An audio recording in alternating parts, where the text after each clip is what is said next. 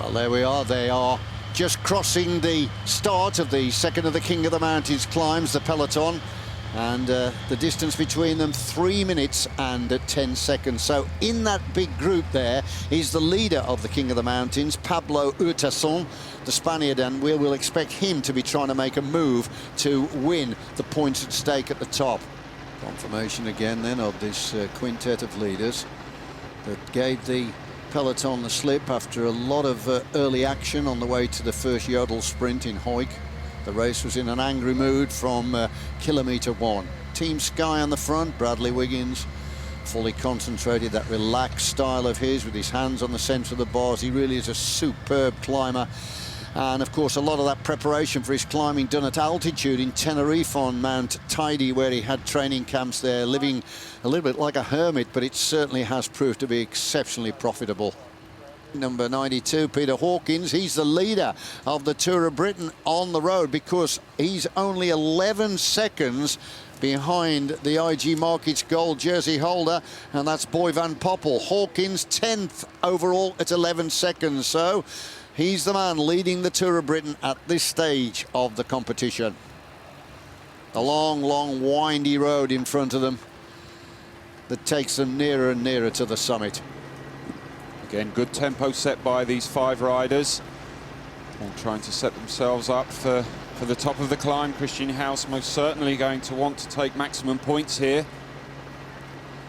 Interesting here, Rob, that if Christian House does get to the top of this climb first, 10 points will take his tally to 41, and the overall King of the Mountains leader, Urtasun, has only got 4 points more than House, and there aren't enough points at stake as we look at the Saltaire fluttering there in the breeze.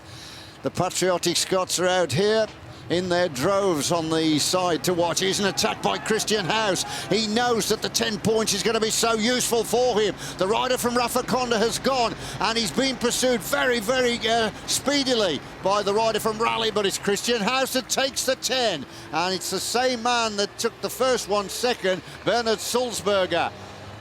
So great move there by Christian House.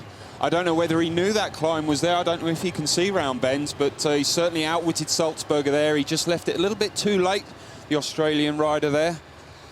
Well, Sulzberger's making a fist of this, isn't he? He got the 10 for the first sprint. Here's the way it unfolded. Well, that's the perfect textbook way to attack. Jump from the back of the group, the element of surprise. Sulzberger reacted, but already you see Christian House had established the advantage, and he looked back, he said, well, you beat me to the first climb, but you're not going to beat me to this one. So Sulzberger's second for 9, but Christian House gets 10. Now then, they're on the descent. Now then, I can see rather wet patches here. Rob, vigilance will be the order of the day. Yeah, most definitely. It's a fairly decent road at the moment. It's quite straight, but you never know what can happen on these roads. A lot of wet and rain obviously coming down off of the slopes. Cattle grids here. Extreme caution on cattle grids. Absolute stunning scenery here then in this part of the world. And of course it is ideal racing countryside.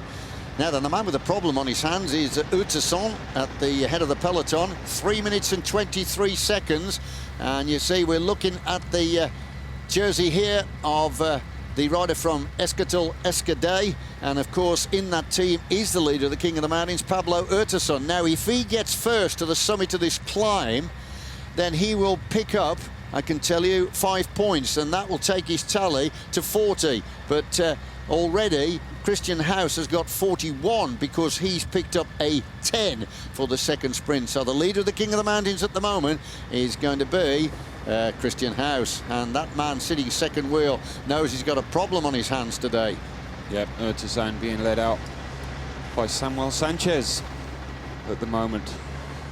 His teammate, he's got another rider coming up towards him just to try and help him out.